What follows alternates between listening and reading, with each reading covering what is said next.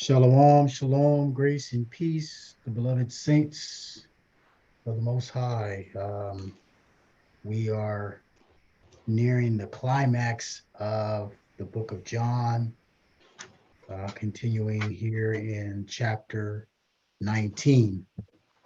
And in chapter 18, we hear of the Messiah being captured, if you will, by the Roman soldiers and the officers and chief priests and leading elders of Israel, and brought where the chapter concludes with him being brought to Pilate.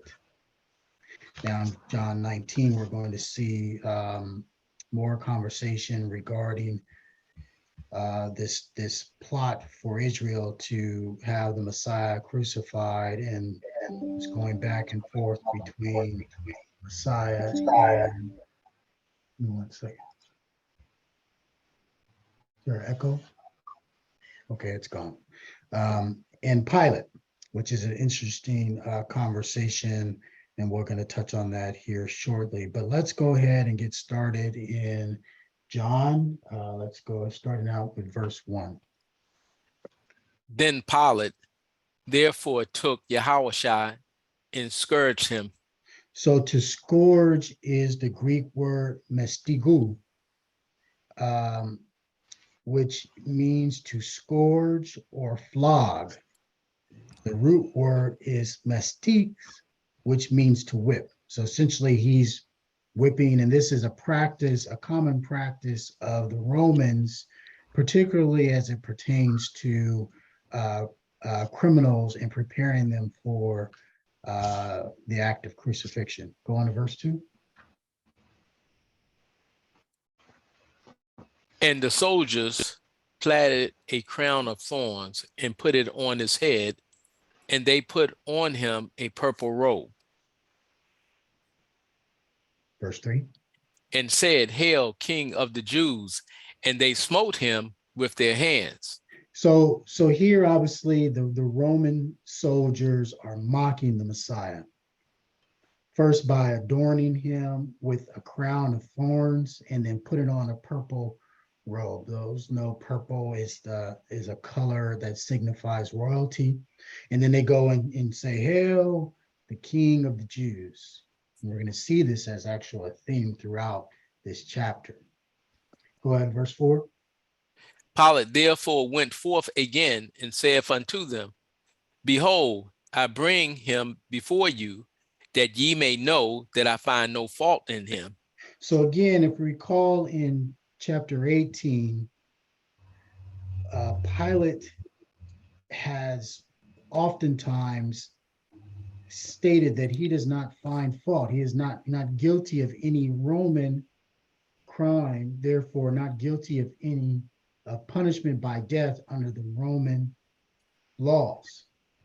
So Pilate, again, here we find him figuratively washing his hands of what happens to Yahushua by bringing him once again to the Jews to determine what they will to do to him.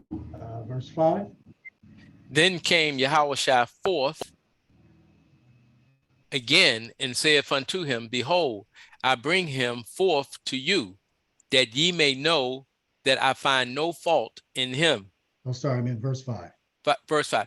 Then came Yahushua forth wearing the crown of thorns and the purple robe. And Pilate saith unto them, Behold the man. Okay, behold the man. Now let's take a look at this. Oftentimes throughout Scripture, you'll see dual prophecy of dual fulfillment. So let's take a look at this in the book of Zechariah. We're going to go to chapter 6, reading verses 11 through 15.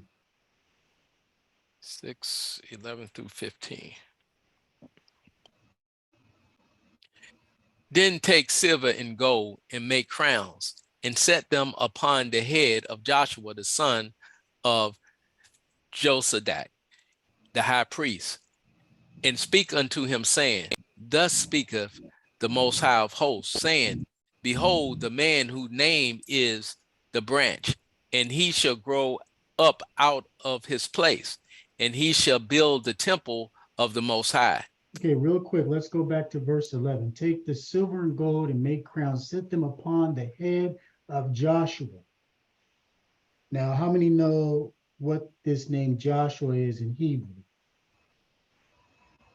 Okay, that's the same as Yahushua. It is the same Yahshua. as Yahushua, often said Yehoshua or Yeshua, but this is the same name as Yahushua, which means Yah is salvation. So it's important that we see this connection. So the same name, the head of Yahushua, Yah is salvation. And in verse 12, we read, behold the man whose name is the branch. Now we talked about him being the root in a previous chapter, and we being the branches, but this word branch is symbolic of him being the branch or the arm in which salvation is delivered. Keep going, verse 13. We'll see this as we read the next verse. Even he shall build the temple of the Most High, and he shall bear the glory, and shall sit and rule upon his throne. And he shall be a priest upon the throne, and the council of peace shall be between them both. Okay, so we know how Mashiach, he talked about that he comes to bring peace to those that are of him. He said that his peace is not of this world. So, and this peace is not, as Priest Terry spoke of, not the peace offering, but yet it is a peace or assurance of peace that we would have with the Father, because we are one with the Father, which is symbolized through what we call communion. Keep going, verse 14. And the crown shall be to Hilam, and to Tobijah, and to Jedaniah, Jedediah, to Hen, the son of Zephaniah, for a memorial in the temple of the Most High. And they that are far off shall come and build in the temple of the Most High. And ye shall know that the Most High of hosts have sent me unto you. And this shall come to pass if ye will diligently obey the voice of the Most High your power. So again, Hamashiach is the branch. He is the prophesied one who would reign as king and priest, which is what we see here. He would sit on his throne as a priest upon his throne. So we know he is Melchizedek or Melchizedek himself. Okay, let's go back to, so again, Pilate is saying, behold the man, just like earlier when Pilate was working, he didn't, and also as we saw with the chief priests of Israel, all doing something that is prophetic, not unbeknownst to them, operating in the perfect will of Abba Yah. Let's go back to John and let's pick it up in verse 6. When the chief priests therefore and officers saw him, they cried out, saying, Crucify him, crucify him. Pilate saith unto them, Take ye him and crucify him, for I find no fault in him. Okay, so the Israelites, the leaders of Israel, want to crucify him, crucify him. And Pilate doubles down on his statement. And at this point, he tells the Jews that they should take him and crucify him. I'm not doing it. Again, I have not found no fault in this man. Verse 7. The Jews answered him, We have a law, and by our law he ought to die, because he made himself the Son of the Most High. Okay, so now it's something very interesting that we're seeing. Let's recall what they said in the last chapter. Let's go to John 18:31.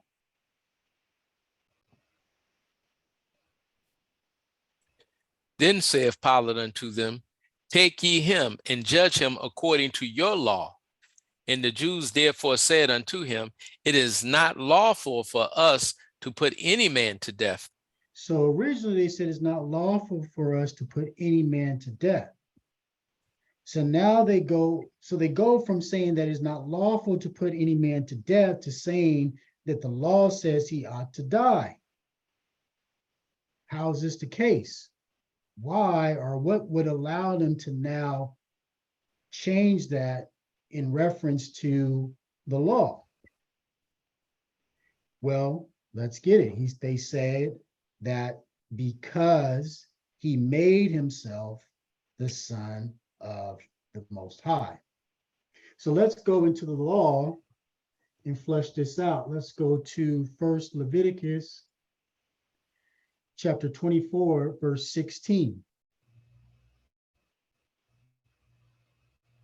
And he that blasphemeth the name of the Most High, he shall surely be put to death, and all the congregation shall certainly stone him, as we the stranger, as he that is born in the land. When he blasphemeth the name of the Most High, shall be put to death. Okay, so let's take a look at this word blasphemy. Is the Hebrew word nakal, which means to curse or to blaspheme. Another reference, depending on use in the qual, is to pierce or to bore, to prick off, designate.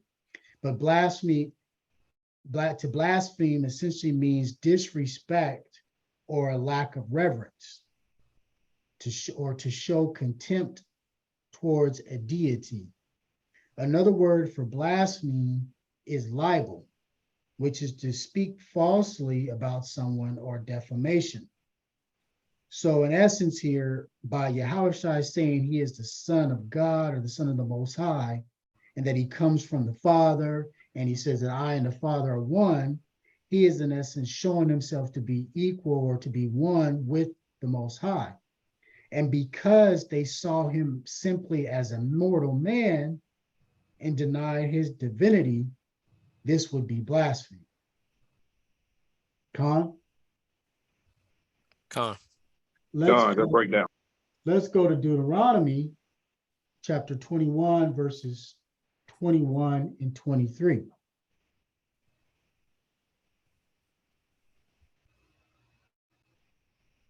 His body shall not remain all night upon the tree. Start at verse 22. 22.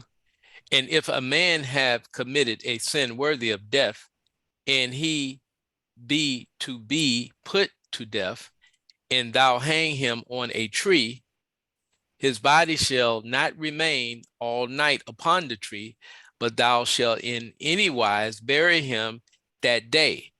For he that is hanged is a curse of the Most High, that thy land be not defiled, which the Most High thy power giveth thee for an inheritance. So we're going to come back to verse 23. But here we see it says, if a man have committed a sin worthy of death, and he to be put to death, and thou hang him on a tree. So first thing we have to see is that hanging was a form of death in Israel. And if we understand the crucifixion, but before we get into that, let's first define this word that has been translated as tree. It is the Hebrew word H6086, which is pronounced eitz. It's spelled es, which means tree, but it could also mean wood or timber or stick or gallows. So it's anything that comes from the tree. It doesn't have to literally be a tree. The reason I say this is because it's worth pointing out, because many people get caught up in this word tree and they deny the act of crucifixion. Okay, so if we go back to Deuteronomy 21:23, go ahead. Yeah, before you go, you said they denying Some deny the crucifixion. Some deny that it was the Roman form of a crucifixion, which is you know, the T-shaped structure. Versus Oh, it okay. being them hanging them on an actual tree that's stationary that doesn't move.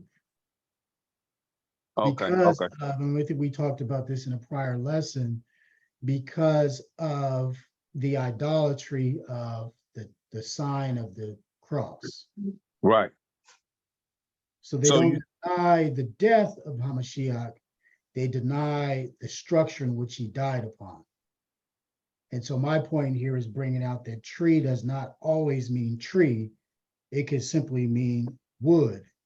It can simply mean a stick or gallows, which is what we often refer to, which is, you know, a pointed stick or a stake. Con? yeah, con on that. I just wanna, okay, so at the end of the, so was it actually a cross or? We're gonna get to that. We're gonna get to Okay. that most high willing here in a moment as we define what a crucifixion is. Con. So again, if we go back to Deuteronomy 21, it says, you know, that a body worthy of death hang upon a tree. And I want to pause here for one moment because, you know, this is a very important piece to understanding, you know, the Most High's time. Here it says in Deuteronomy 21 that in 23 that his body shall not remain all night upon the tree, but thou shalt anywise bury it that day. In other words, if the body hangs all night, again, this is important that we rightly divide this, dealing with time. If a body hangs all night on a tree, that would indicate that it's there throughout the night and that you would appear and see it there the next day or next morning. Con? In other words, let me use another example. If you worked a late graveyard shift and you said, I work throughout the entire night, your shift would end when the morning came, which would be the start of a new day. Con? And this is actually this is actually similar to what we see with the Passover. In fact, let's get that for comparison's sake, because this also comes to play in this story as we deal with the feast, and we're going to get there later on. Let's just go to, actually, before we go there, I want to go to these, let me make this bigger to address your question, please. One thing quickly too, if you address it, that you see in 23, and one of the reasons that the Pharisees wanted him also to be crucified by the Romans, because Christ was gathering men unto himself, and he was drawing men unto him. And this was also a statement under the law that if he was hung upon a tree, that he would be cursed of the Most High. So they wanted that stigma there too. Cursed is everyone that hangeth upon on a tree. And that followed even the Hebrews that were hung from trees, to be looked at as cursed of the Most High. And I was going to get to that because we haven't got to the part where he's actually crucified yet. But yes, definitely. And we find that in the book of Galatians. Paul says it in Galatians 3:13. But we'll cover that again here towards the end. But to show this crucifixion, the first thing I want to show is that crucifixion, unbeknownst to many people who believe that this began with the Romans, was actually a very common method of capital punishment that you see the Persians, the Seleucids, the Carthaginians, as well as the Romans had done as early as 6th century BCE. So this is prior to the Mashiach, and as late as the 4th century. So this was a common way of capital punishment. And so if you read here, it says the various methods of performing that execution started with, again, this whipping or scourging, dragging the crossbeam of the cross to the place of punishment, which we're going to get into here shortly, stripping them with the clothing, and then outstretched arms to the crossbeam and nailed firmly to it through the wrist. The beam was raised high against the upward shaft and made fast to it 9 to 12 feet from the ground. I'm just going to jump down because I want to deal with this part. Death. So overall, over the criminal's head was placed a notice stating his name and his crime. So this goes back to what note, and we're going to touch on this because, again, if you read here, it says the criminal's head was placed a notice stating his name and his crime. Again, we're going to come back to that as it applies to what Pilate wrote. Death ultimately occurred through a combination of constrained blood circulation, organ failure, and asphyxiation, which is suffocation, right, and the inability to breathe, as the body strained under its own weight. It could be hastened, so in other words, quickened by shattering the legs, which would prevent the body from being able to empower their body weight to be raised up with an iron club. So again, preventing them from supporting the body's weight and made inhalation more difficult, accelerating both asphyxiation and shock. And the last thing to cover is that crucifixion was most frequently used to punish political or religious agitators, pirates, slaves, or those who had no civil rights. It says here in 1519 BC, Darius I, king of Persia, crucified 3,000 political opponents in Babylon. In 88 BC, Alexander Janneus, the Judean king and high priest, crucified 800 Pharisaic opponents. In about 32 CE, Pontius Pilate had Hamashiach put to death by crucifixion. So again, those dates aren't confirmed, but that again shows you that this crucifixion is not something that is new. And again, just to show, this is that word eights. Again, it can be tree, wood, timber, stick, staff, stock, branches. So anything that comes from a tree, this word is often used. Con? Okay, so let's go to Exodus, just to get this story of Passover and making that connection to, again, time. Let's read Exodus 12:4-10, and then we're going to go to Numbers, because again, this ties to Hamashiach's.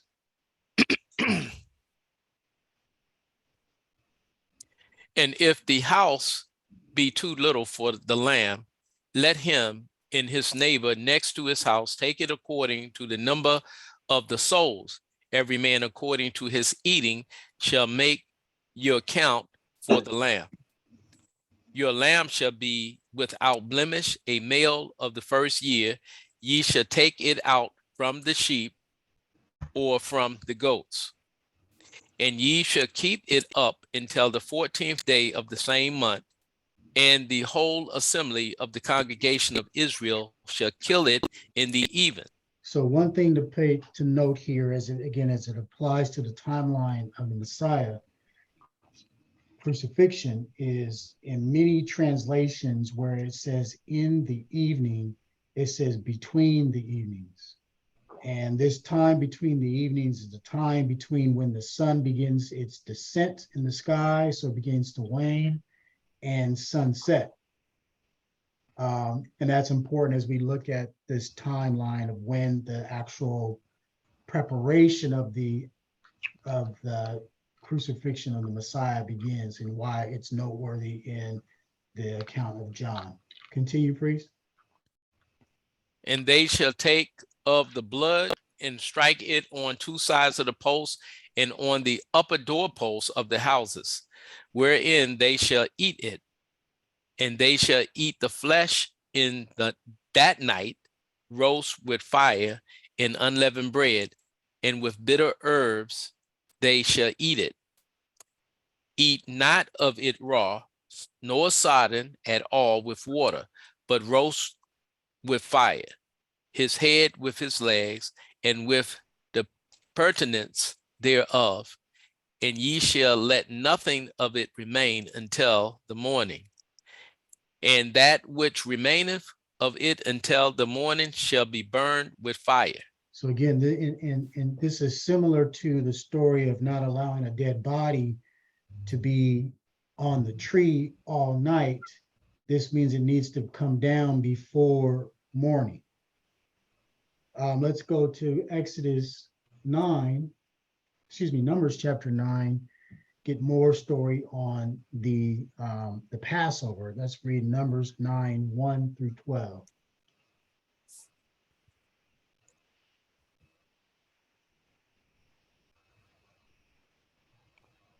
And the Most High spake unto Moses in the wilderness of Sinai in the first month of the second year after they were come out of the land of Egypt, saying, let the children of Israel also keep the Passover at his appointed time in the 14th day of this month at even. Ye shall keep it in his appointed season according to all the rites of it, and according to all the ceremonies thereof shall ye keep it. And Moses spake unto the children of Israel that they should keep the Passover. And they kept the Passover on the 14th day of the first month at even in the wilderness of Sinai, according to all that the Most High commanded Moses, so did the children of Israel. And there were certain men who were defiled by the dead body of a man, that they could not keep the Passover on that day. And they came before Moses and before Aaron on that day. And those men said unto him, we are defiled by the dead body of a man. Wherefore are we kept back, that we may not offer an offering of the Most High in the appointed season among the children of Israel? And Moses said unto them, stand still, and I will hear what the Most High will command concerning you. And the Most High spake unto Moses, saying, speak unto the children of Israel, saying, if any man of you or of your prosperity shall be unclean by reason of a dead body, or be in a journey afar off, let he shall keep the Passover unto the Most High. The 14th day of the second month at even shall keep it, and eat it with unleavened bread and bitter herbs. And they shall leave none of it until the morning, nor break any bone of it. According to all the ordinances of Passover, they shall keep it. Okay, this verse 12 is going to come into play as we keep reading, again, dealing with the death, burial of Hamashiach. Verse 12 says, they shall leave none of it until the morning, nor break any bone of it. According to all the ordinances of the Passover, they shall keep it. The other thing to note here is the Most High made provision for those who were defiled by a dead body or were unclean. The reason I bring this up is there are some out here who are saying because it was the feast of unleavened bread, a time of being clean and being separated from a matter of uncleanliness, that his resurrection occurred after the feast of unleavened bread. However, as we read here, while you may not be able to partake in the Passover and the feast in the first month, the Most High did give provision to observe this in the beginning of the 14th day of the second month. So that argument is actually defeated by the very nature of this, what we read here in Numbers, the provision that the Father has made for those who are unclean. Khan? Con. Okay, any questions on that? Okay, what was the reasoning you said for the for them saying that Oh, he there are rose after many, the Passover? Yeah, there yeah, are I know the saying. I definitely know there who are was many saying that that. there are many that say that this resurrection had to occur after the Passover, Hmm. after the Feast of Unleavened Bread, because no one would have gone near the body of Hamashiach during the feast, because it would have rendered them Oh, unclean. okay, okay, okay. Yep, that is absolutely the reasoning. Uh-huh. But again, Yep. we see here that the Most High has given provision to observe the Passover for matters dealing with this very scenario, to observe the Passover in the feast in the second month. Second, right. Absolutely. So that is an argument against that theology. In other words, you cannot use that as the rationale for the 3 days. Right. Which is big. You're familiar with that, aren't you, Priest Quam? That's where the 7 days come from Gone. instead of the 3.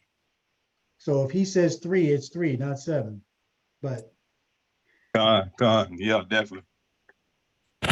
so anyways, just wanted to bring that out, show that. And again, we're gonna see all this marinating here as we continue in this chapter. So going back to a dead body, it needed to be buried before sunrise. It does not say before nightfall. It says all the night. And this again is important to understand as we address the burial of Yahushua later in this chapter. In fact, we see evidence of when this person comes to receive of the body, but I don't want to jump too far ahead. So this is the major accusation of the Jews, an offense worthy of death. And as Priest Terry alluded to die by way of hanging is a curse. And so they wanted not only to deny him and to charge him with the offense of a crime worthy of death, they wanted to also add on to that he was an accursed, which again, he was not accursed, but this is fulfilling prophecy. And we're going to touch on that momentarily. Okay, so let's go back to John. And where we're at, we're verse 8. 8. When Pilate therefore heard that saying, he was more afraid. Okay, so just going back, let's read verse 7 and then read verse 8.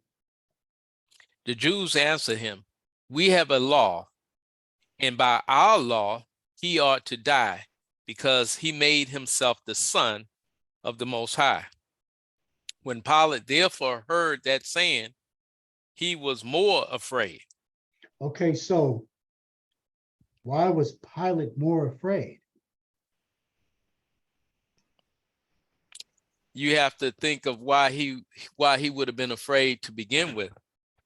Now, as we were talking about those soldiers, his lieutenants would have came back and told him what happened. They would have told him, and he would have had some preponderance of what already happened. And now to get some reasoning that he's saying that he is the Son of the Most High, in knowing that there was some miraculous divinity involved in the falling back of that 300 to 600 men. And what it was experienced, I don't think Pilate did not get wind of that. Con. In fact, you threw a lob ball to me. I was referencing your lesson on the prior Yeah, I'm about to chapter, say the same thing. right? So in Okay. addition to that event of them falling, just by him simply saying I am, you also recall in Priest Terry's lesson the interaction I mentioned this briefly earlier, between Pilate and Yahushua. And in that interaction, you get this sense that the Father was working within him and he understood the dark saying of the Messiah, hence why he keeps asking and inquiring this question of his kingdom. And he references to his kingdom. So let's just grab that real quick. In chapter 18, this is verses 33 to 38.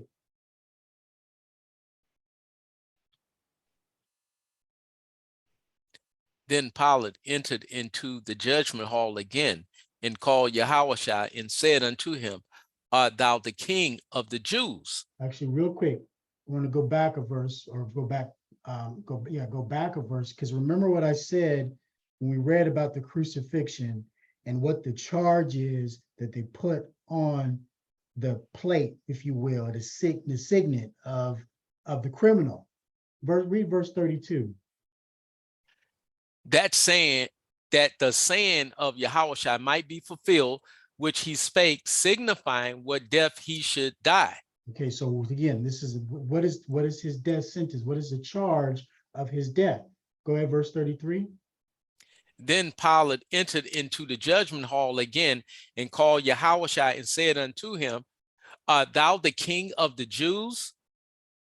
Yahushua answered him, Sayest thou this thing of thyself, or did others tell thee of me? Pilate answered, I am a Jew. Am I a Jew? Oh, yep. Pilate said, Am I a Jew? Thy own nation and chief priests have delivered thee unto me. What hast thou done? Again, what are you guilty of? What is the crime? Go ahead, verse 36. Yahushua answered, My kingdom is not of this world. If my kingdom was of this world, then would my servants fight that I should not be delivered to the Jews. But now is my kingdom not from hence. Keep going. Pilate therefore said unto him, Art thou a king then? So you ask him again, art thou a king then? Go ahead. Yahushua, art thou a king? Yeah. What verse? Verse 37. 37. 37. Okay. Pilate therefore said unto him, Art thou a king then? Yahushua answered, Thou sayest that I am a king. Okay, let's pause right there real quick. Now in verse 33, he says unto him, Art thou the king of the Jews? And then Yahushua responds and say, Thou this thing of thyself, or do others tell it thee of me? And then Pilate says, Am I a Jew? Right? But really he didn't answer the question, because what do we know the Jews said? The Jews did not say he was the king of the Jews. And we're going to see this here as we continue. Mm-hmm. And in fact, in verse 36, or excuse me, in verse 37, Hamashiach tells us that thou sayest that I am a king. And again, right, you know the fruit by someone's works. And the reason I'm drilling this in is Pilate that keeps insisting on Yahushua being king of the Jews. And we're going to see this continuously in chapter 19. So he says, go ahead, priest, finish that, verse 37. Thou sayest that I am a king. Thou sayest that I am a king. To this end I was born, and for this cause came I into the world, that I should bear witness unto the truth. Everyone that is of the truth heareth my voice. Verse 38. Pilate saith unto him, What is truth? And when he had said this, he went out again unto the Jews and saith unto them, I find him no fault at all. Okay, so Priest Terry touched on this. Don't need to go into too much of this, but it's important that we see this. He says that everyone that is of the truth heareth my voice. And one subtlety we see here, Pilate saith unto him, What is truth? So in other words, we can see here that Pilate is actually hearing his voice. And it says he goes out to the Jews and he says, again, I find in him no fault at all. Meaning we can take that to mean that he accepts the fact that he is a king over a kingdom that is not over this world. And Pilate, after, as Priest Terry says, he hears of all these great things, he witnesses what happens with the 3,000. He doesn't need any more convincing. And so now we see he goes back to Israel again, and he says, I find no fault in this man here. And then he says in verse, going back to John 19, he says in verse 6, for I find no fault in him. And then now Pilate, so now we get to the point where Pilate is now more afraid, because again, he's now troubled. He's troubled. And so now he's looking for directions. He's looking for some help from the Messiah, as we see. Go verse 9. And went again unto the judgment hall and saith unto Yahushua, whence art thou? In other words, where are you from? Right? Again, where are you from? Where is this kingdom? You are a king, but where are you from? And then what's the response of the Messiah? But Yahushua gave him no answer. So he didn't respond. Why? Well, for one thing, he already explained himself. He already explained that his kingdom is not from here. And he said, those who hear my voice will hear the truth. So and now it's a matter of, do you want to receive and accept the very thing that had you afraid when they confessed and acknowledged that he said that he was the Son of the Most High? Now it's a matter of, do you receive this after now hearing this and seeing all that you've seen? I don't need to answer that question. You know the answer. And now, but check how Pilate responds now, because Pilate now is caught up in his humanity. Go ahead, priest, verse 10. Then saith Pilate unto him, speakest thou not unto me? Knowest thou not that I have power to crucify thee and have power to release thee? So now we see Pilate quickly changes his attitude and his tone. And he goes out of his way to make it known of his authority and his ability to determine the fate of Yahushua. But what is Yahushua's reply? Verse 11. Yahushua answered, thou couldst have no power at all against me, except it were given thee from above. Therefore, he that delivered me unto thee have the greater sin. Okay, let's address this first part of John 19:11. Thou couldst have no power at all against me, except if it were given thee from above. Let's go over to John chapter 10 and get a recap of this, verses 17 through 18. John 10. 17 and 18.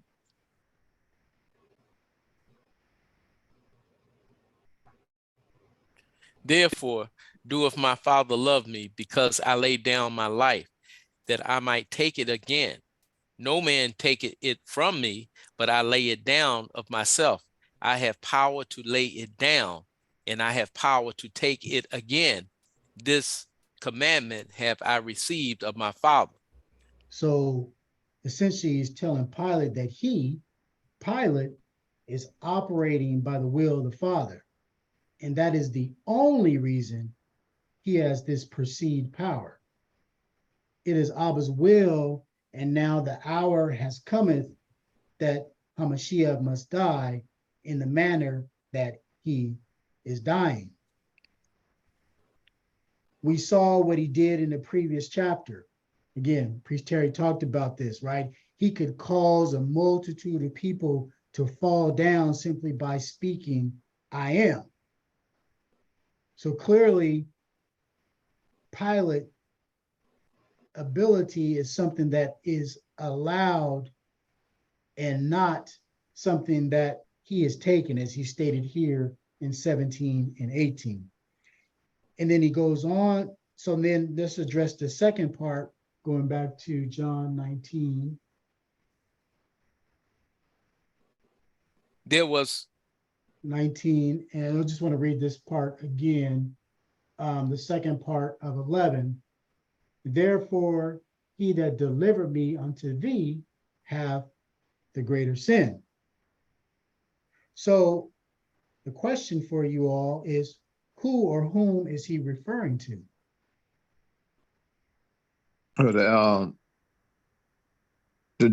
He said the ones that delivered him over.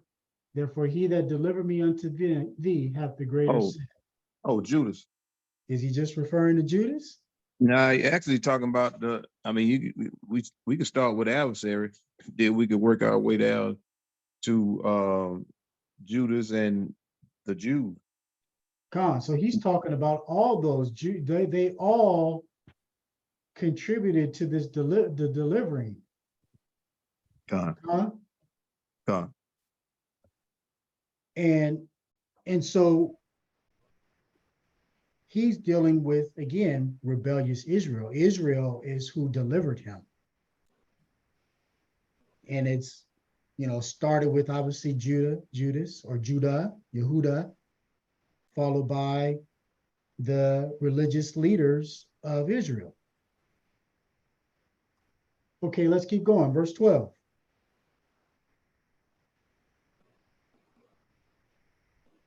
Let's add somebody on to that. Sorry. Let's add somebody on to that. When he said, therefore, he that delivered me unto thee have the greatest sin. Remember that we said, let his blood be on us and on our children.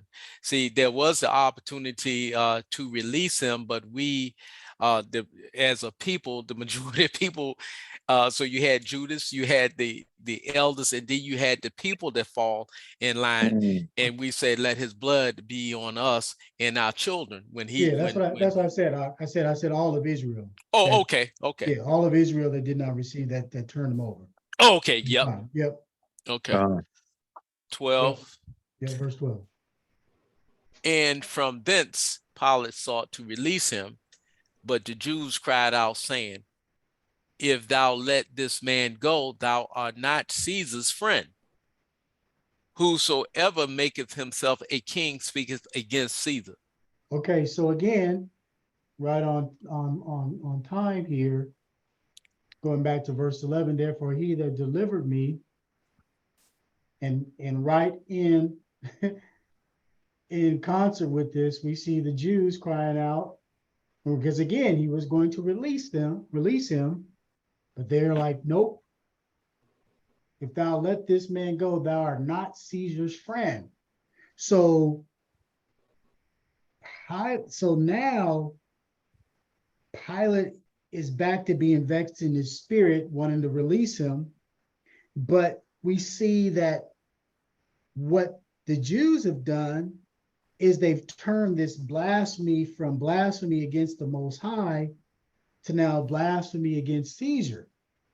Well, how so? Because he called himself a king, but Caesar is the king. Caesar is the one who's ruling at this time. These are y'all's people. So now he's put him in a box where it's like, okay, now I've got to address this. And he goes on to see, what do we see in verse 13?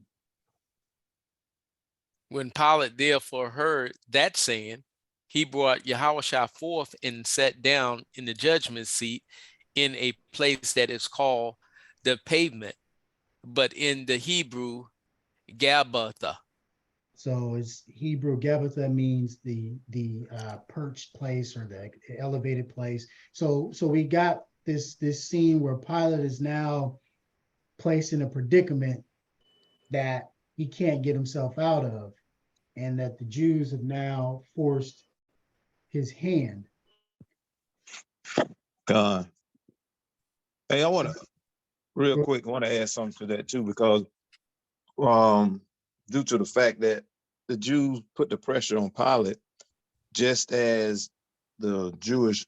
Oh my goodness! I'll just say that those Jews, the leaders, they had a hold, and they didn't want to lose control. So that would have been the same as Pilate if he would have let him go after that saying that put pressure they put on him. So he would have lost respect in a sense of whomever were looking for the Christ to be crucified, if that makes sense. Con, it may have been even more detrimental. We don't know the case here, but it could be perceived as he is an enemy of Caesar, which could potentially lead to the loss of life. How they spin that, Right. right? Because he said you're not a friend of Caesar. So if you're not a friend, you're a foe. God. And what do the Romans do with enemies? They get rid of them. So yeah, so absolutely. He has to choose his allegiance essentially here. And like you said, the comfort of his, are you willing, as we know what the Messiah said, those who are willing to lose their lives will save it, right? And those who look to save their lives will lose it. So he's kind of in that. Now, obviously, he's not of Israel, but faith, this is how faith is the component of faith is to walk by faith and not by sight, to be led by the Spirit and not by the flesh. So now he's in this condition, carnal condition, that he has to now wrestle with. So let's keep going. Verse 14. And it was the preparation of the Passover in about the 6th hour. And he saith unto the Jews, Behold your king. So again, here he goes, right? It's preparation. So about the 6th hour, behold your king. So according to John, the crucifixion began again during the time you begin to prepare for Passover, Passat, at the 6th hour. And again, I'm going to say it is what is believed to be around noon in Jerusalem. I say believe because there has been many debates as to when the 6th hour is, particularly when the 1st hour begins. Again, this all ties to, when the day begins, so on and so forth. However, we are of the belief that the 1st hour begins at the rising of the sun. That would make it roughly during this time of the year just around 7 a.m. Meaning the 6th hour would be the middle of the day or noon, which again is when the sun is at the highest peak and begins its waning or its descent from the sky. It is also debated by many regarding the Passover. And again, this is what we touched on when we read over in Exodus in the evening, that proper translation should really say between the evenings, which allows for a period of time that is much greater than what you would find from the going down of the sun to what is called sunset or evening, which when you think about all the sacrifices that are to be given by the priests, that would seem to align better with what is all at stake and how many offerings they had to give during that time. And again, it also better aligns with the timeline of Yahushua's passion. And as we see throughout John's gospel account, he makes sure to show the symbolism of the Messiah in Passover, i.e. when he referenced, behold the Lamb of the Most High, or what is known as the type versus the shadow. So again, we see here in the end of verse 14, behold your king. So Pilate states to the Jews, behold your king, making another reference to Yahushua being the king of the Jews. Okay, let's keep going. Verse 15. But they cried out, away with him, crucify him. Pilate saith unto them, shall I crucify your king? Okay, so again, shall I crucify your king? He's acknowledging that he is your king. Now check out what they say. The chief priest answered, "We have no king but Caesar." Now, who is this that says this? This is the chief priest. These Chief are supposed to priest. be the rulers, the leaders of Israel. And it composes of what? Like Pharisees and they are the lawyers, right? They are the teachers and the ones who govern from Torah. Okay, so a couple of things. First, again, we notice how many times Pilate references Yahweh Shai as king. Again, going back to what we talked about earlier, it's as if the Most High has given this understanding of Pilate, but also more importantly, which what Priest Terry was talking about when he alluded to again Israel, like which we go on and you don't read it in this account, let the blood of Hamashiach be on our hands. It's almost as if the Father is giving Israel multiple times to repent. Right? I mean, Pilate literally comes to them 3 times. This is the third and final time he allows them to change course. God, what And again, I that don't think it's insignificant or just a coincidence that you think about Peter's denial being 3 times. God. So 3 times he third time he comes to them and they say, crucify him. And then they double down and say, crucify him. And then they go as far as to say, we have no king but Caesar. Okay, family, again, we're talking about the chief priests, the leaders of Israel. What's the problem with this? Israel wasn't supposed to have any kings over them, any earthly kings over them, but their legion was supposed to be to the Most High. And Right. here they had shows how far off path they were, that they given into a heathen king. Khan. So the first thing was when the Most High brought us out of Israel, out of Egypt, he was to be our king. But remember in the mount, they rejected him, let Moses speak, and they wanted an earthly king. So the father said, okay, I'm going to give you an earthly king. But then to have an earthly king, we're going to go to Deuteronomy chapter 17, 14, and 15. And we're going to see the prerequisites of an earthly king. This is Deuteronomy 17, 14, and 15, priest. Come, when thou art come into the land which the Lord thy power giveth thee, and shall possess it, and shall dwell therein, and shall say, I will set a king over me, like as all the nations that are about me. Okay, so again, going back to what Priest Terry says, we were not supposed to be like the other nations. The Most High was our king. However, it was prophesied we would want an earthly king. And so that provision was made. Verse 15. Thou shalt in any wise set him a king over thee, whom the Most High thy power shall choose. So the One first from, thing, so the right? first prerequisite is the Most High will choose who that king will be. Next point, go ahead.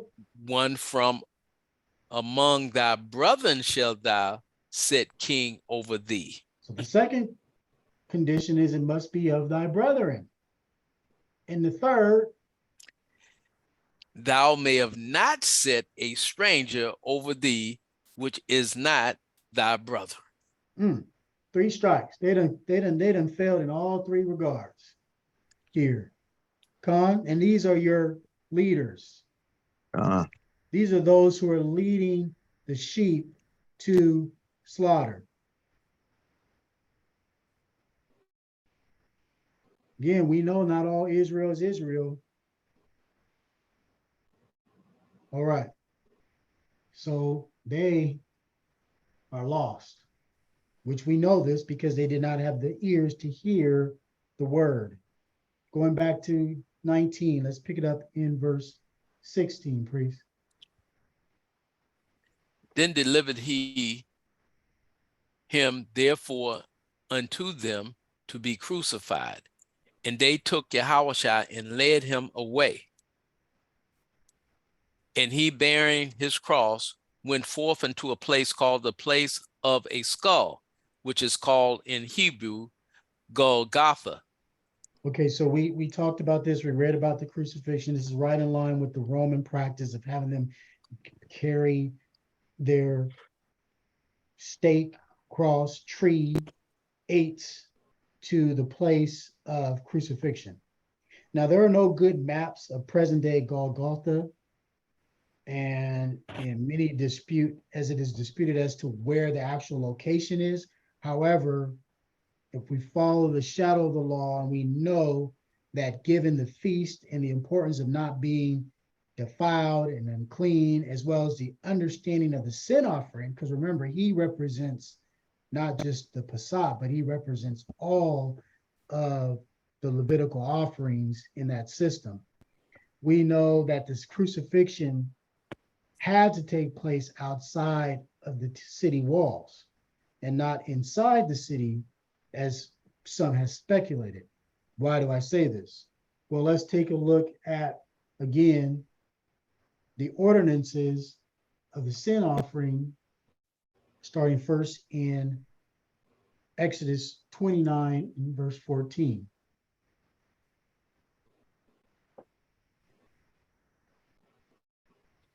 But the flesh of the bullock and the skin and his dung shalt thou burn with fire without the camp. It is a sin offering. So it's supposed to be burned outside of the camp or the temple or the congregation of the tabernacle of the congregation. So let's go to Leviticus 4, read verses 8 and 12, where we get more description. 4 verses 8 through 12. Come. And he shall take off from it all the fat of the bullock for the sin offering, the fat that covereth the inwards, and all the fat that is upon the inwards, and the two kidneys, and the fat that is upon them, which is by the flank, and the cruel above the liver with the kidneys. It shall he take away, as it was taken off from the bullock of the sacrifice of peace offering, and the priest shall burn them upon the altar of the burnt offering. And the skin of the bullock and all his flesh, with his head and with his legs, and his inwards, and his dung. Even the whole bullock shall be carried forth without the camp unto a clean place, where the ashes are poured out, and burn him on the wood with fire. Where the ashes are poured out, shall he be burnt. God. So again, the sin offering and the guilt offering was to be burned outside of the camp.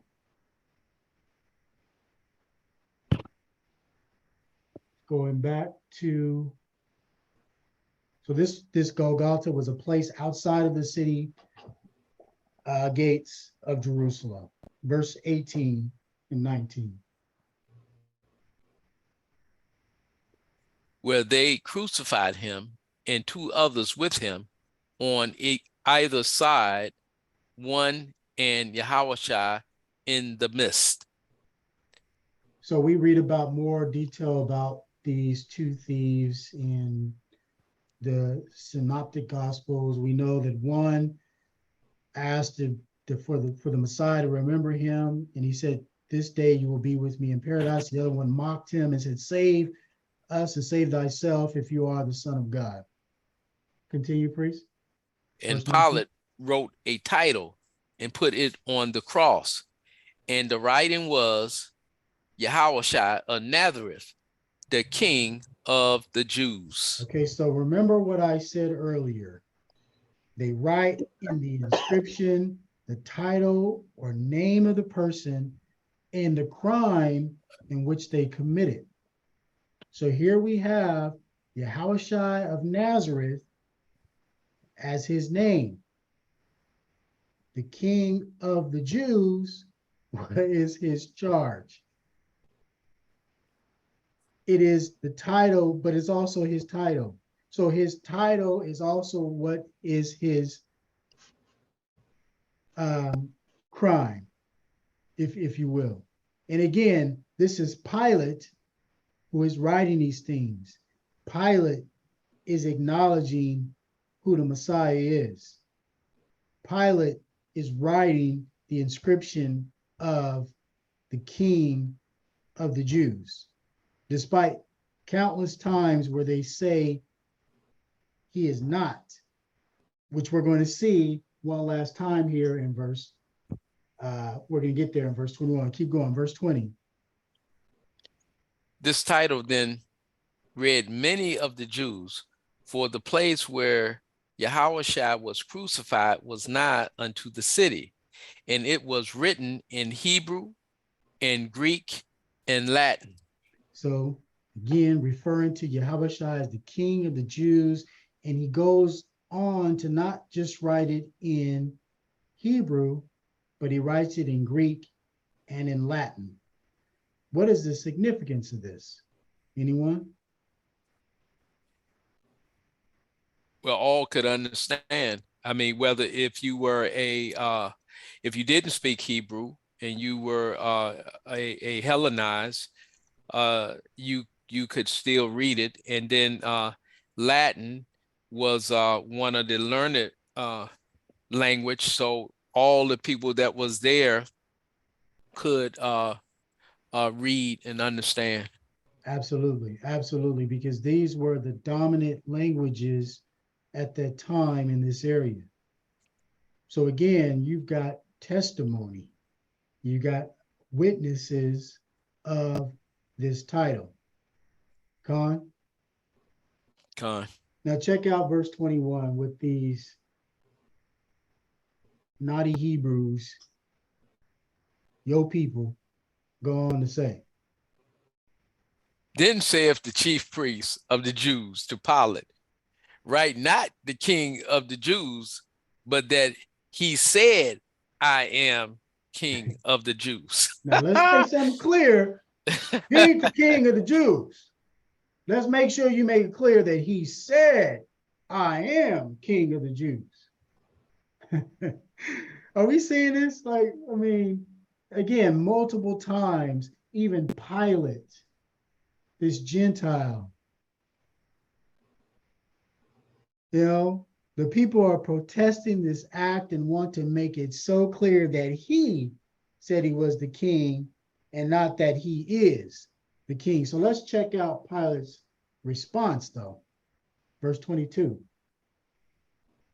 Pilate answered, what I have written, I have written. You got a problem with it? You got a problem with me? What I've written, I've written.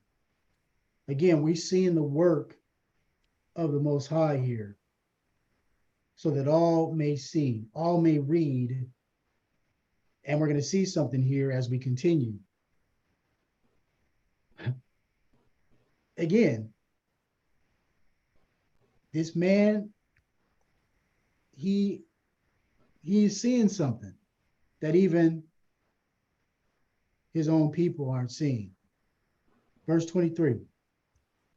Then the soldiers, when they had crucified Yahushua, took his garments and made 4 parts, to every soldier a part, and also his coat. Now the coat was without seam, woven from the top throughout. So, in other words, the coat was all one piece woven together, so making it difficult to tear and to break up. Obviously they're messing around, took his garments, and again, we're going to read in verse 24, which is a fulfillment of a prophecy. Go ahead, verse 24. They said, therefore, among themselves, let us not rent it but cast lots for it, who it shall be, and that the scripture might be fulfilled, which saith, they parted my remnant among them, and for my vesture they did cast lot. These things, therefore, the soldiers did. So one thing to know, taking the possession of an executed criminal was a standard perk for soldiers, Roman soldiers. And, you can imagine that a seamless robe was, a desired garment. And they, again, instead of rending it, they say, hey man, this is kind of nice. Let's cast lots for it, and so this is again a fulfillment of prophecy, which we find in Psalms 22 and 18.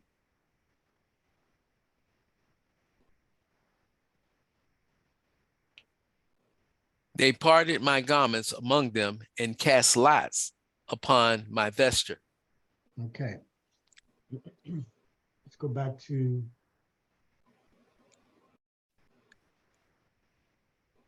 25. Now there stood by the cross of Yahushua, his mother, and his mother's sister, Mary, the wife of Cleophas, and Mary Magdalene. So what do we have here? We've got the three Marys.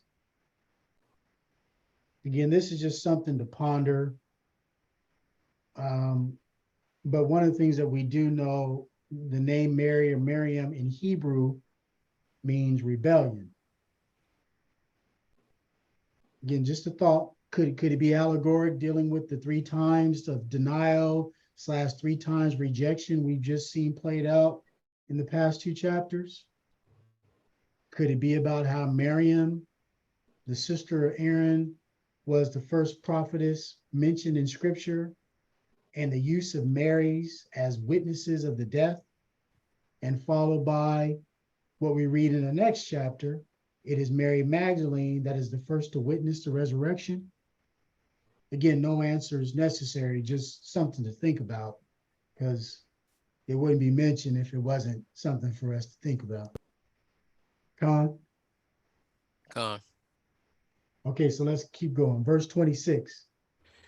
When Yahushua therefore saw his mother, the disciple standing by whom he loved, he saith unto his mother, Woman, behold thy son.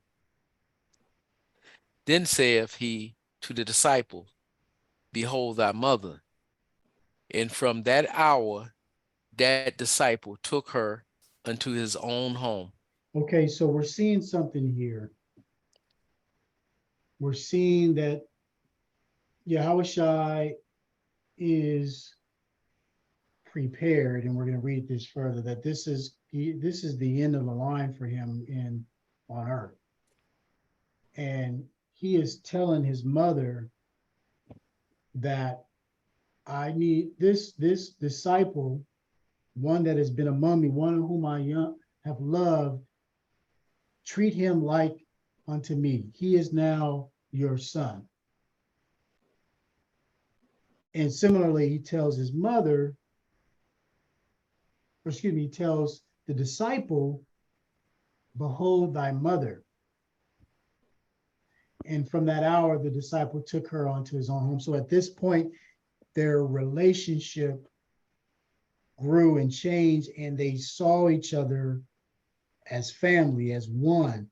Now, this is also symbolic to what we read over in Matthew chapter 12, verses 46 to 50, when the account of when the Messiah is speaking to the multitude and the crowd yells something. Let's read 12, 46 through 50. 12. Let's see. What book is this? This is Matthew chapter 12, verses 46 through 50. 12, 46, 50. Okay. While he yet talked to the people, behold, his mother and his brethren stood without, designed to speak with him. Then one said to him, behold, thy mother and thy brother standeth without, designed to speak to thee. But he answered and said unto him that told him, who is my mother and who are my brethren? And he stretched forth his hand towards his disciples and said, behold, my mother and my brethren. For whosoever shall do the will of my Father, which is in heaven, the same is my brother and my sister and my mother. Khan. So we see here that, again, Hamashiach is departing. And we know when he spoke to his disciples, particularly when he spoke to Peter, he gave him a charge. And so we see this connection of being one, being family in the family of faith, is being tied to the will of the Father to hearken unto his voice. And so now, because he is leaving, he is now commanding them, behold, thy son, behold, thy mother. You must all be connected together in oneness, in accord in the will of my Father. And as we read earlier in this gospel, he talked about love, and the love, his commandment was to love one another, thus fulfilling all the law. And we see they go and they leave. And so he's now having them leave. And then now we start to see things start to happen that, and I don't think it's important to see that she left. From that hour, they left. And so you also think about, as a mother, what a mother would be going through to see this happening to her son. And so this was also to comfort Mary, also to comfort this disciple, that, remember what he said, I'm going to leave, but I'm not going to leave you comfortless, is to hold on to the promises of Hamashiach and stand in faith, because my work is finished, which we're going to read in the next verse. So let's go there. And we're actually gonna dig a little bit into this, because it's important that we see what he's saying here. Verse 28. After this, Yahushua, knowing that all things were now accomplished, that the scripture might be fulfilled, saith, I thirst. Okay, let's stop there real quick. We're going to go into the Blue Letter Bible, and we're going to look at a few words here. They're actually all related. So up to this point, the Messiah was saying that his hour had not cometh, time had not been fulfilled. And now he's saying that Yahushua, knowing that all things were now accomplished, that the scripture might be fulfilled. So this word accomplished is the Greek word G5055, teleo. And it means finish, fulfill, accomplish, perform, to bring to a close, to finish, to complete, right? To carry out the contents of a command. Okay, so this is what he said, that all things were fulfilled. Let's go back. Oops, yep. All things were accomplished or completed or fulfilled, that the scripture might be, now we see a derivative of that word, teleio, made perfect, finish, fulfill, be perfect, consecrate,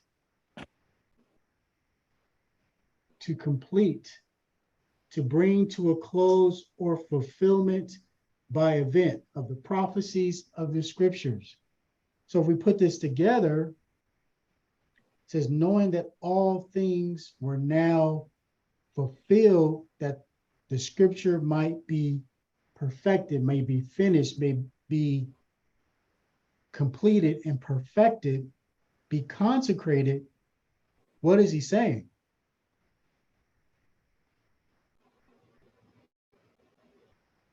That this is the moment of his consecration. This is the moment that those who are in him transition from death, sin, the curse, to life, peace, and eternity.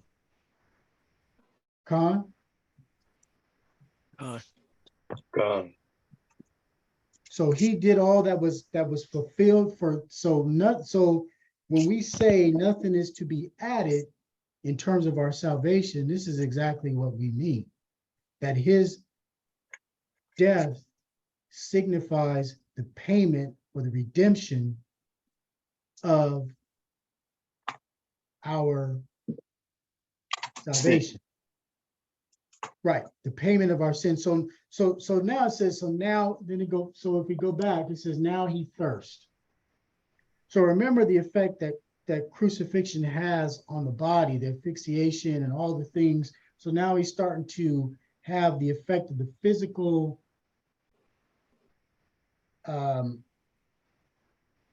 exhaustion of his life. Now, Priest Terry touched on something. I'm going to touch on it here.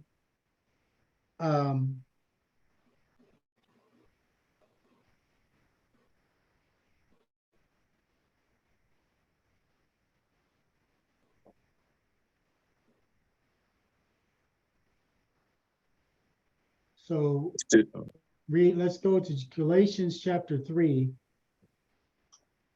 and we're going to read verses 11 through 13.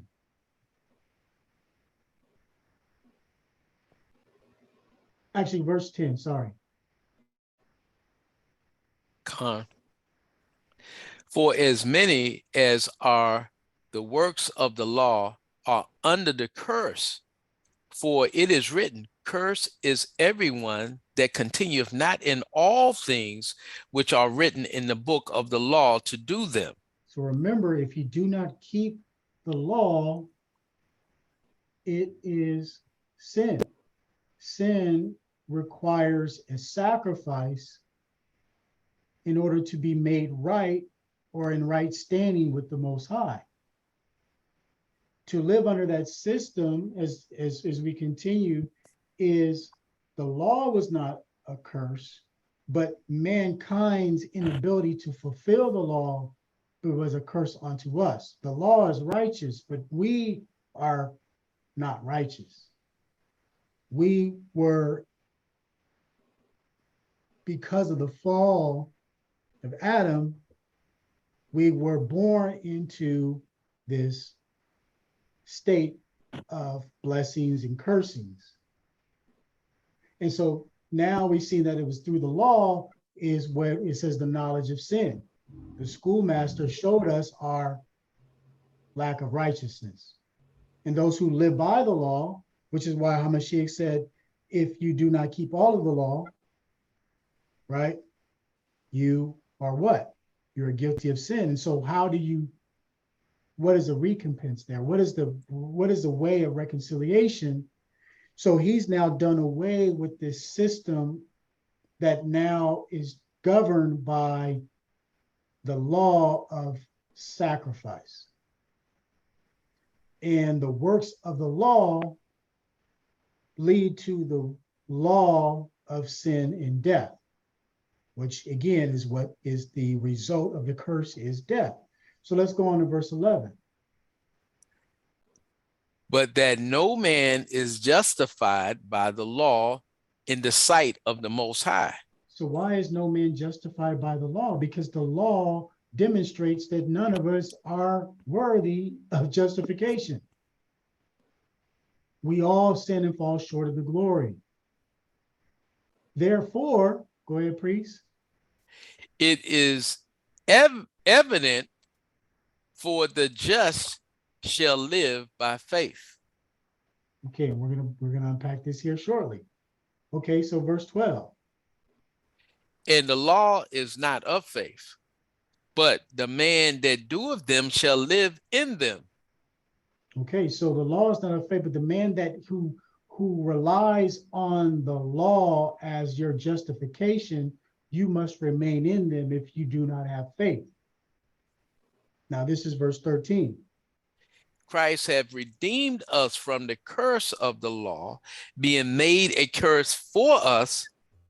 For it is written, cursed is everyone that hangeth on a tree. So again, going back to what Priest Terry said and what I said earlier, by them being Israel, the Jews, sanctioning that he be crucified, unbeknownst to them, are fulfilling the righteous acts of the Father and the will of the Father, for that he could then become this curse for us. Again, he was not accursed, but he took on the curse, which was evident by his death on the eights or tree. Con? Con. And when he became that curse, this is what we're seeing in this moment. He thirsted. And in other renditions of the gospel, we hear about his prayer, or him, which we see over in Psalms, where he speaks, Father, why have you forsaken me? It is in this moment where he felt that separation. Because why? Because the Father cannot see sin. So he's bearing all of the sin of man in this moment. And that's when it all was accomplished, when it was fulfilled. And now this is why he is now thirsty, because now he is in complete separation of now being in the carnal state of where his body must now die.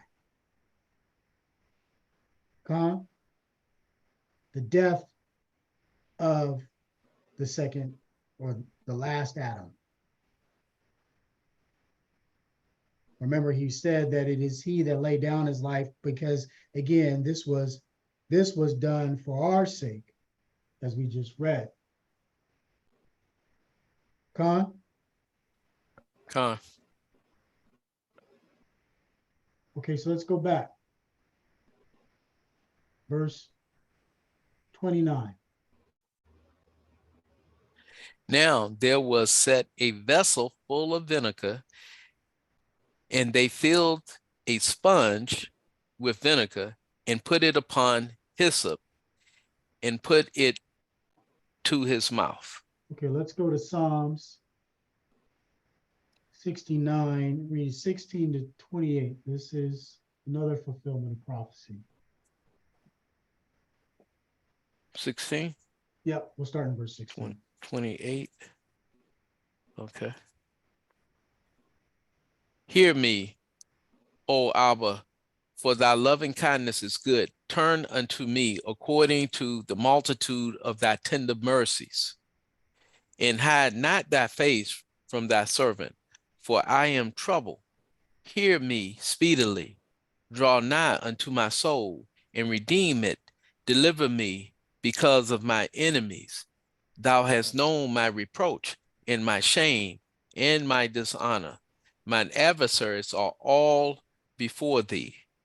Reproach have broken my heart, and I'm full of heaviness, and I looked for some to take pity, but there was none, and for comforters, but I found none.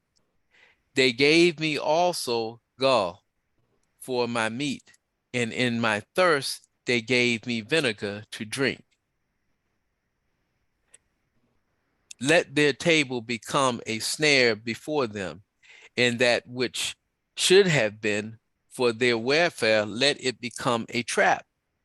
Let their eyes be darkened, that they see not, and make their loins continuously to shake.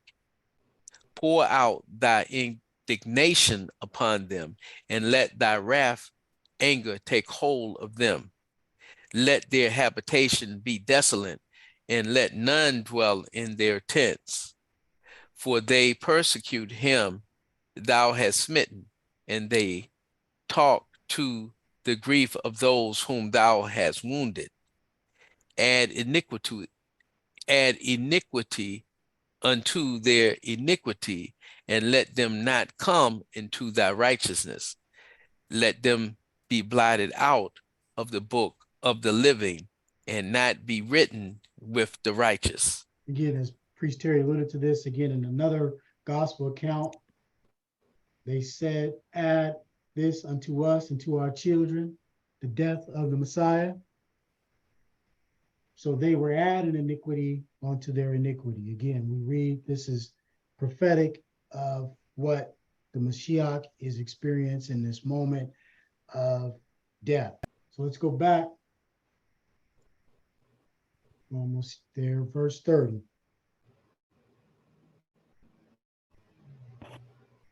Then Yahushua therefore had received the vinegar. He said, it is finished. And he bowed his head and gave up the ghost.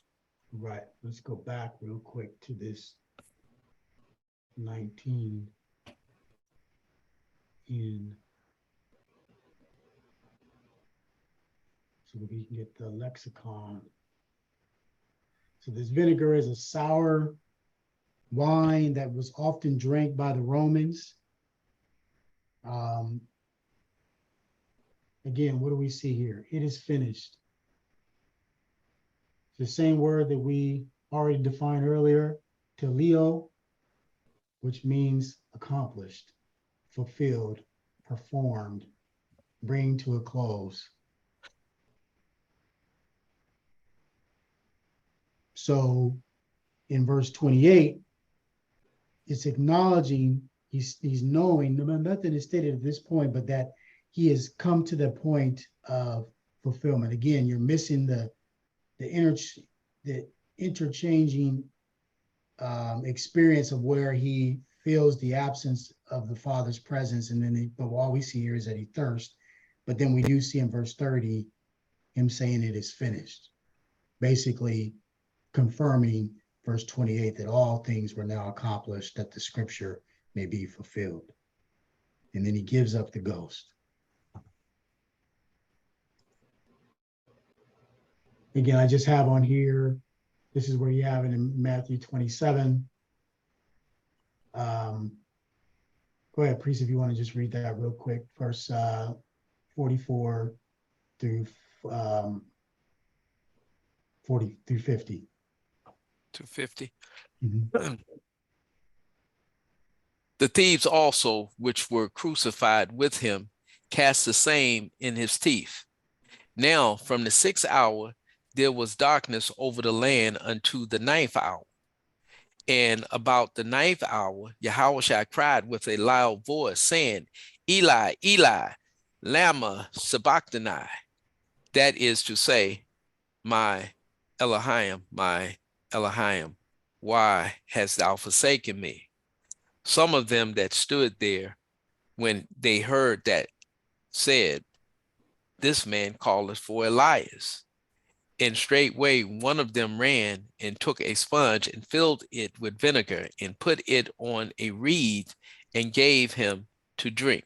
So again, do we see this connection of this timing of when he says this and when he says, I thirst, signifying again that moment of separation, because he bore the sin and he felt what Adam felt when he felt the removal of the presence of the Father within him in the moment of breaking of the covenant. Con? Come. All right, finish that out, priest. The rest said, let be. Let us see whether Elias will come to save him. Yahushua then held Yahushua, when he had cried again with a loud voice, yielded up the ghost. Right. So let's go back to verse 31. The Jews, therefore, because it was the preparation, that the body should not remain upon the cross on the Sabbath day, for that Sabbath day was at high day, besought Pilate that their legs might be broken and that they might be taken away. Okay, so he says that the bodies should not remain upon the cross, the stake, the tree, the eights on the Sabbath day. For that Sabbath was a high day. So we know it was the high day signifying the first day of unleavened bread, which is a high Sabbath. And then in verse 32, the soldiers came to break the legs of the first and of the others who were, again, the two thieves that were crucified. Then we get to verse 33. But when they came to Yahushua and saw that he was dead already, they brake not his legs. All right, so again, this is also, again, remember, I said John is showing the symmetry between the Messiah and the lamb, the Passover lamb. And so we see this over in Exodus 12 and 46.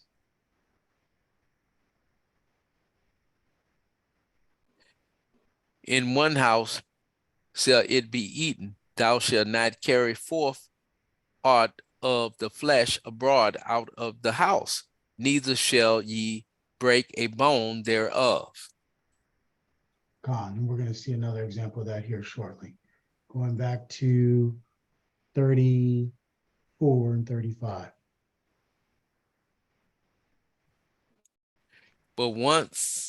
But one of the soldiers with a spear pierced his side, and forthwith came there out blood and water. And he that saw it bare record, and his record is true. And he knoweth that he saith true, that he might believe. Okay, so it says that blood and water came out, and he that saw it bare record, and his record is true. And he knoweth that he saith true, that ye might believe. Let's go to 1 John chapter 5, verses 5 through 8 to get what this is saying.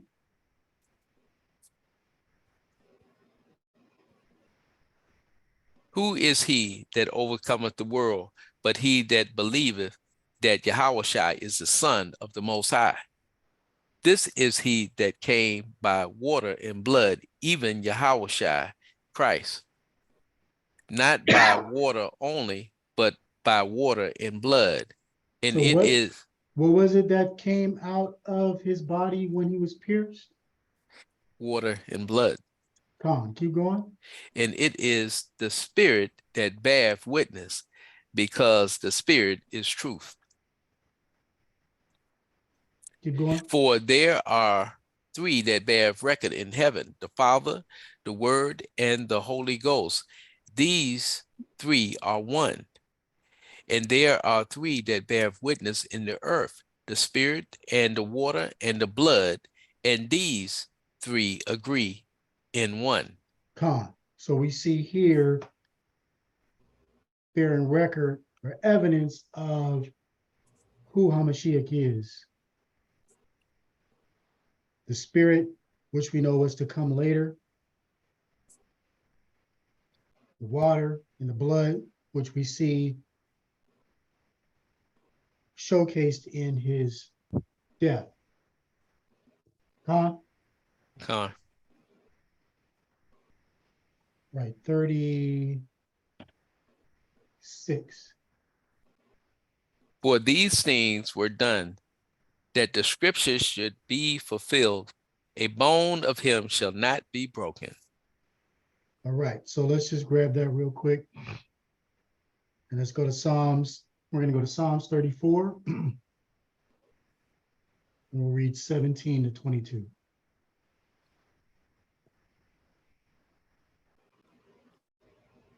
The righteous cry, and the Most High heareth, and delivereth them out of all their troubles.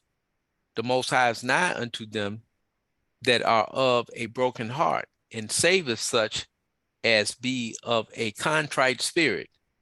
Many are the afflictions of the righteous, but the Most High delivered him out of them all. He keepeth all his bones, not one of them is broken. Evil shall slay the wicked, and they that hate the righteous shall be desolate. The Most High redeemeth the soul of his servants, and none of them that trusteth in him shall be desolate. So we see the opposite of what we read in Psalm 69 of those who he would make a table snare and that they would be desolate. Those who actually have a broken heart and contrite spirit, the righteous shall be redeemed. Those who trust in him shall not be desolate. Okay, so let's wrap this up.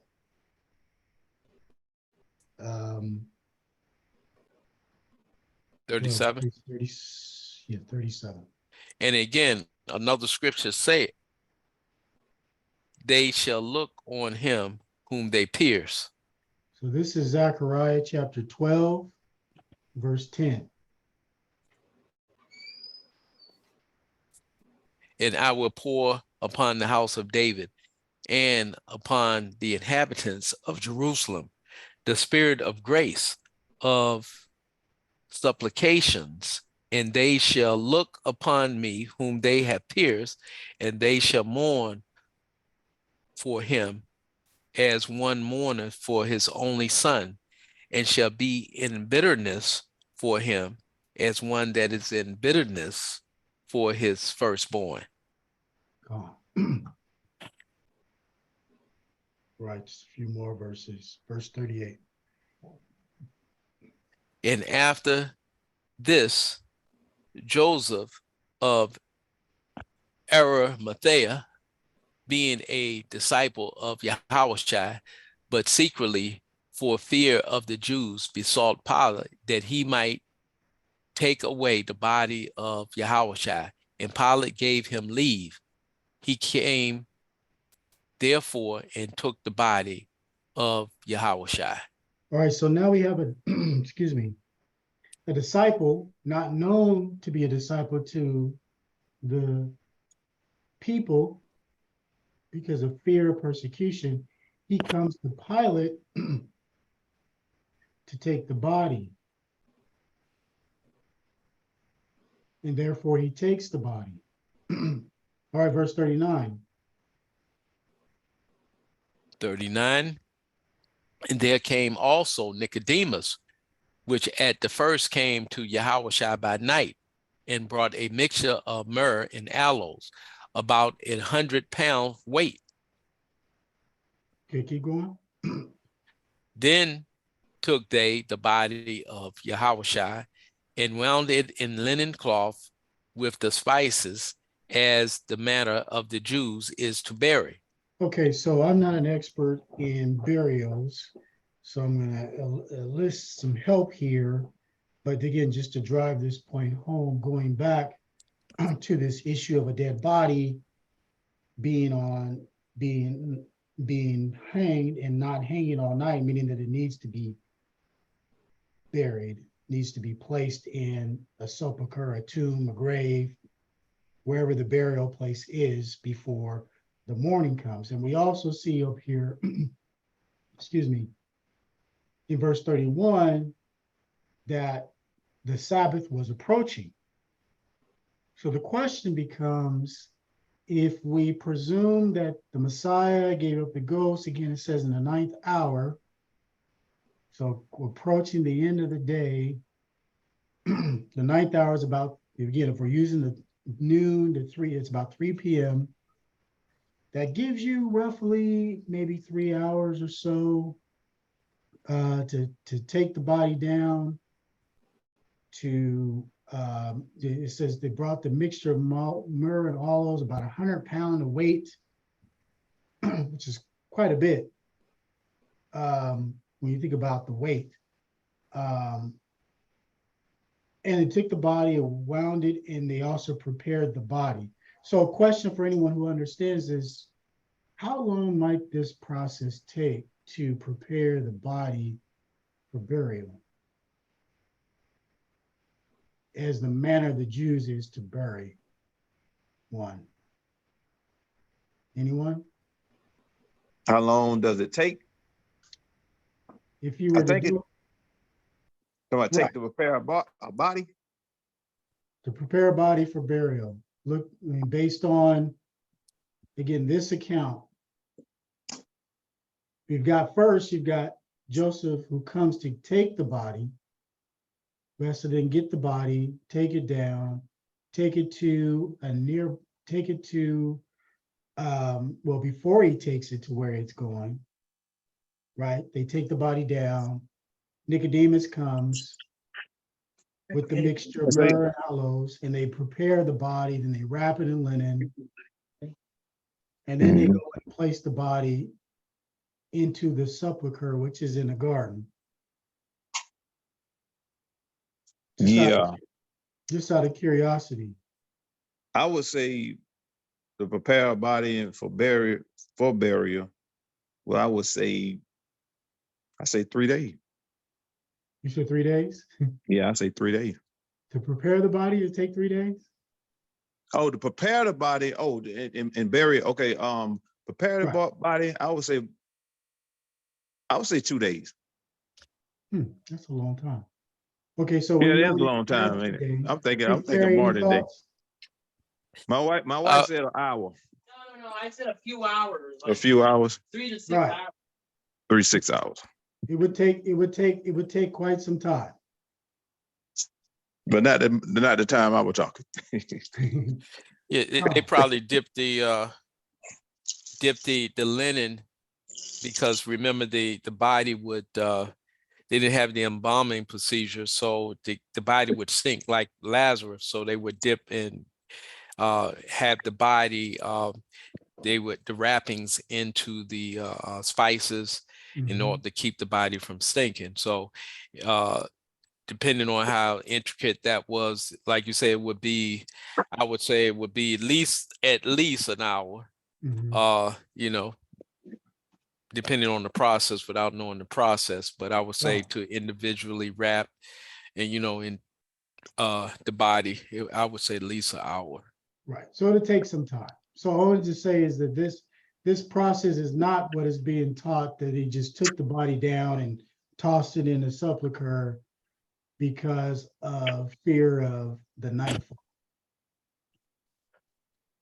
They would have taken the time to wrap the body, to preserve the body, to protect the body, because again, what we were given before is the ordinance that it could not be overnight. So we know that it was done Oh yeah. after the body was taken down, but we don't have anything that suggests that it was done necessarily before nightfall. Or that it was, but in terms of that time, they would not have rushed to prepare that body in fear of night coming, is my point. Con, all right, let's wrap this up, priest. Verse 41. And what back?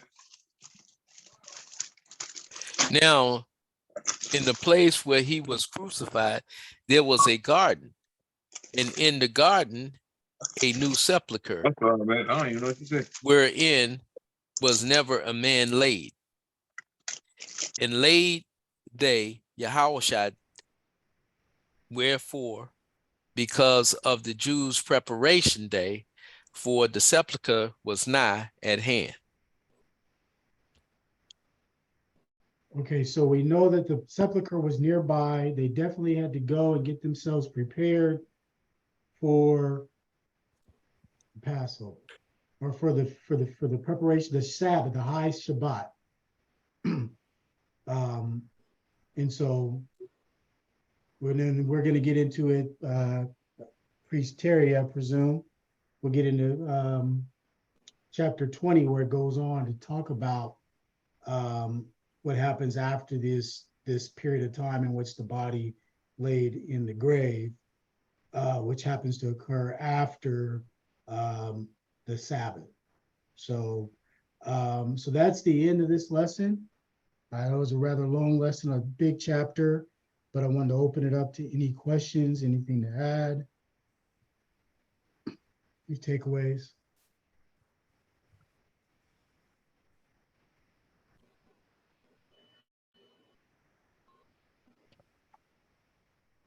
Or hearing none? All right, I'm going to stop the recording.